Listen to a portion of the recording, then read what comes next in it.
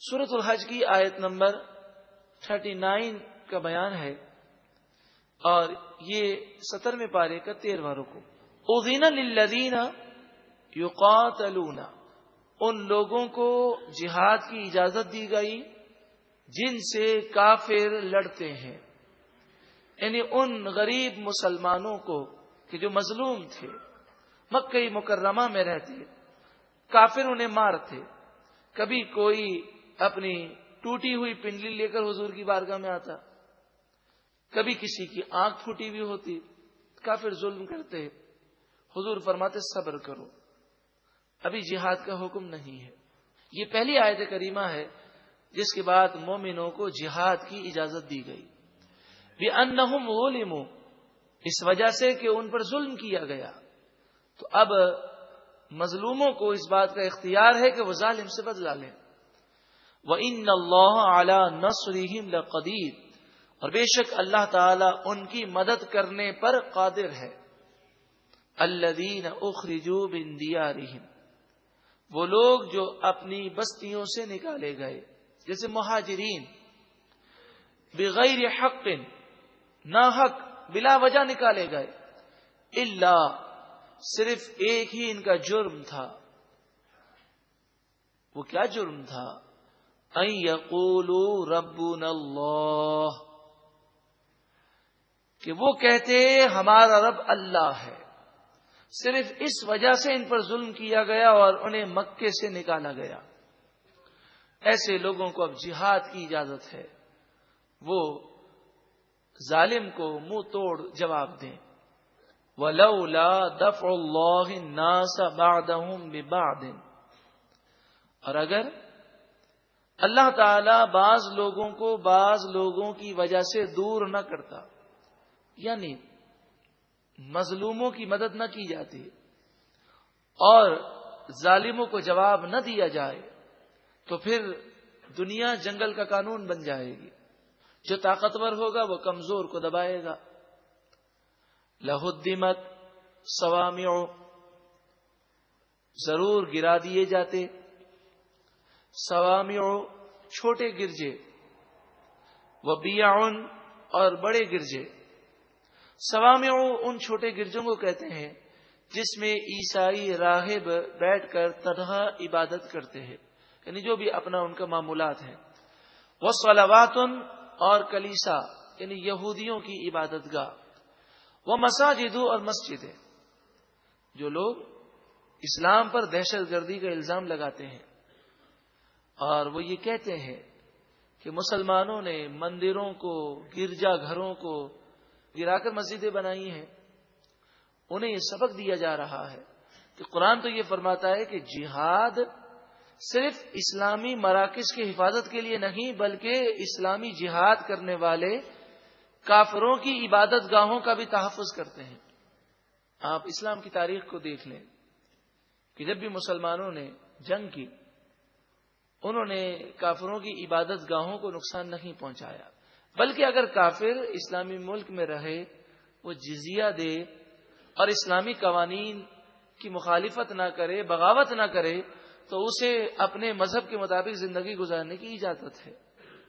وہ مساجد یذکر فیہا اسم اللہ کثیرا، کہ جس میں اللہ کا نام بہت یاد کیا جاتا ہے. مراد یہ ہے اگر ظالم کے ہاتھ نہ روکے جائیں تو پھر کوئی محفوظ نہیں رہے گا. اور یہی ہو رہا ہے کہ آج جب دشمنان اسلام کہ وہ قوتیں جو اپنے آپ کو سپریم سمجھتی ہیں، سپر پاور سمجھتی ہیں، ان کا ہاتھ روکنے والا کوئی نہیں، تو جب چاہتے ہیں وہ ظلم و ستم کی آندھیاں چلاتے ہیں. افسوس، آج خود امریکی اخبارات اور امریکی عوام اس بات پر احتجاج کر رہی ہے کہ امریکی فوجی عراق میں جا کر مسلمان عورتوں کی عصمت کو نقصان پہنچا رہے ہیں. کتنا افسوس ہے. مسلمانوں کے لیے لمحہ فکریہ ہے. بسنت منانے والے اور عیش و عشرت میں پیسے اڑانے والے ایسے حالات میں، جبکہ مسلمانوں کی خون سے ہولی کھیلی جا رہی ہے، کیا ایسے حالات میں ہمارے دل رنجیدہ نہیں ہیں؟ آپ مجھے بتائیے، کیا کوئی مسلمان جو مر جاتا ہے وہ ہمارا بھائی نہیں ہے؟ انما المؤمنون اخوہ. کسی کے گھر میں اگر جنازہ ہو تو کیا وہ ایسے کام کر سکتا ہے، ایسی عیاشیاں کر سکتا ہے؟ تو اول تو یہ گناہ ہے، اور پھر جب ہمارے دل اس قدر رنجیدہ ہیں تو ہم کھیل کود میں اور عیاشیوں میں اور گناہوں میں اپنا وقت ضائع کر رہے ہیں، صرف کر رہے ہیں. نبی اکرم صلی اللہ علیہ وآلہ وسلم تو مومن کی پہچان یہ فرماتے ہیں کہ مومنوں کی مثال ایک جسم کی طرح ہے. جسم کے ایک حصے میں تکلیف ہو تو پورا جسم ڈسٹرب ہوتا ہے، پورا جسم تکلیف محسوس کرتا ہے. اگر واقعی ہمارے دل میں مومنوں کا درد ہے تو جو کچھ فلسطین، کشمیر، افغانستان، عراق اور دیگر جگہوں پر مسلمانوں کو ظلم کیا جا رہا ہے، ان ظلم کو دیکھ کر بھی کیا ہم عیاشیاں اور گناہوں میں اپنے وقت کو صرف کریں، ہمارے دل رنجیدہ نہ ہو؟ اللہ تعالی مسلمانوں کو عقل سلیم عطا فرمائے. وَلَا يَنْصُرَنَّ اللَّهُ مَن يَنْصُرُهُ.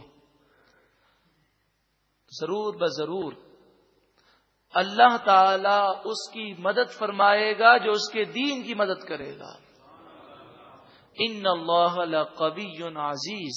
بے شک اللہ تعالی ضرور قوی ہے، غالب ہے. الذین، یہ اللہ کے نیک بندے جو دین کے مددگار ہیں، وہ لوگ ہیں. ان مکناہم فی الارض، اگر ہم انہیں زمین میں حکومت دیں، اقاموا الصلاۃ، تو نعمتوں کی فراوانی میں وہ غافل نہیں ہوں گے، نماز کو قائم رکھیں گے. اس سے مراد خلفائے راشدین کی حکومتیں ہیں کہ پیچھے مہاجرین کا ذکر ہے، حضرت ابوبکر صدیق، حضرت عمر فاروق، حضرت عثمان غنی، حضرت علی رضی اللہ تعالی عنہ، حضرت امیر معاویہ، حضرت حسن، امام حسن، حضرت عبداللہ بن زبیر، حضرت عمر بن عبدالعزیز.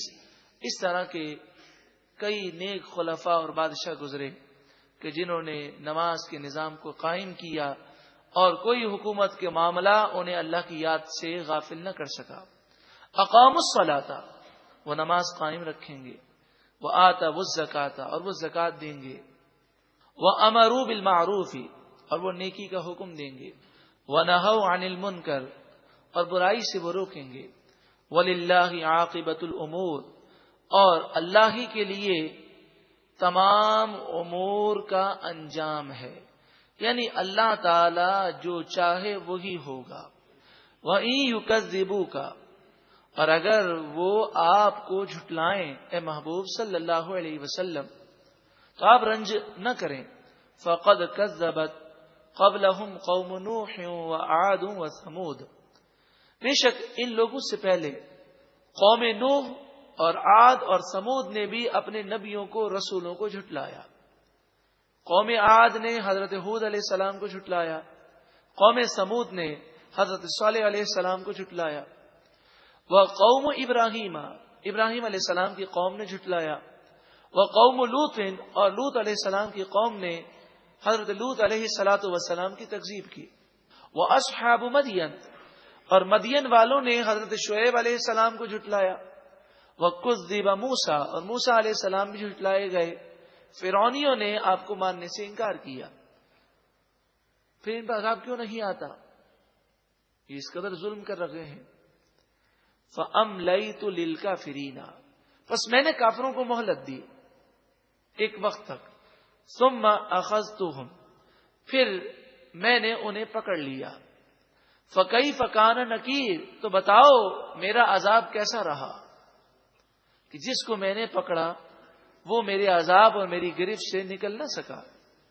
فَكَأَيٍّ مِّن قَرْيَةٍ أَهْلَكْنَاهَا، بہت ساری بستیاں ہم نے ہلاک کر دیں. وَهِيَ ظَالِمَةٌ، اس حال میں کہ وہ گناہگار تھیں، ظالم تھیں. فَهِيَ خَاوِيَةٌ عَلَى عُرُوشِهَا، اب وہ بستیاں اپنی چھتوں پر گری ہوئی ہیں. وَبِئْرٍ مُعَطَّلَةٍ، کئی کنویں بیکار پڑے ہیں، کوئی پینے والا نہیں. وَقَصْرٍ مَشِيدٍ، اور کئی مضبوط محل خالی پڑے ہیں، کوئی رہنے والا نہیں۔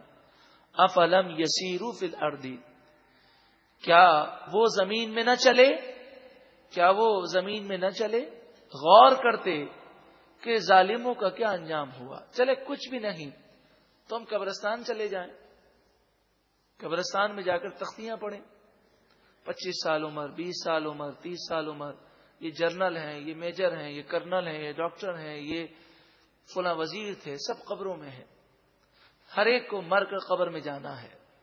نیک شخص کے لیے قبر جنت کے باغوں میں سے ایک باغ ہے۔ تو دنیا کا سارا کر و فر اور شان و شوقت اور غرور یہیں رہ جائے گا، لیکن عبرت کی نگاہ نہیں ہے۔ فَتَكُونَ لَهُمْ قُلُوبٌ يَعْقِلُونَ بِهَا، بس ان کے لیے ایسے دل ہوتے جس کے ذریعے وہ سمجھ حاصل کرتے، مگر ان کے پاس ایسے دل نہیں ہے جس سے وہ سمجھے۔ او آذان یسمعون بها، یا ان کے پاس ایسے کان ہوتے جس سے وہ سنتے اور سمجھتے، لیکن ایسے کان نہیں جس سے وہ عبرت حاصل کریں۔ فَإِنَّهَا لَا تَعْمَى الْأَبْصَارُ، تو بے شک نگاہیں اندھی نہیں ہوتی، آنکھیں سب کچھ دیکھتی ہیں، مگر سوچ اندھی ہو جاتی ہے، دل مردہ ہو جاتا ہے، عبرت کی نگاہیں باقی نہیں رہتی۔ وَلَكِن تَعْمَى الْقُلُوبُ الَّتِي فِي الصُّدُورِ، ہاں لیکن سینوں میں موجود دل اندھے ہو جاتے ہیں، موت سے اور برے لوگوں کے انجام سے لوگ عبرت حاصل نہیں کرتے۔ وَيَسْتَعْجِلُونَكَ بِالْعَذَابِ، اور وہ آپ سے عذاب کی جلدی کرتے ہیں اور کہتے ہیں یہ عذاب کب آئے گا۔ وَلَن يُخْلِفَ اللَّهُ وَعْدَهُ، اللہ تعالی ہرگز اپنے وعدے کے خلاف نہیں کرے گا، عذاب اپنے وقت پر آئے گا۔ تو کہتے ہیں کب آئے گا؟ 50 سال گزر گئے، 100 سال گزر گئے، 200 سال گزر گئے۔ فرمایا دنیا کی حقیقت تو کچھ بھی نہیں ہے۔ اللہ رب العالمین کئی 100 سالوں تک کافروں کو مہلت دیتا ہے۔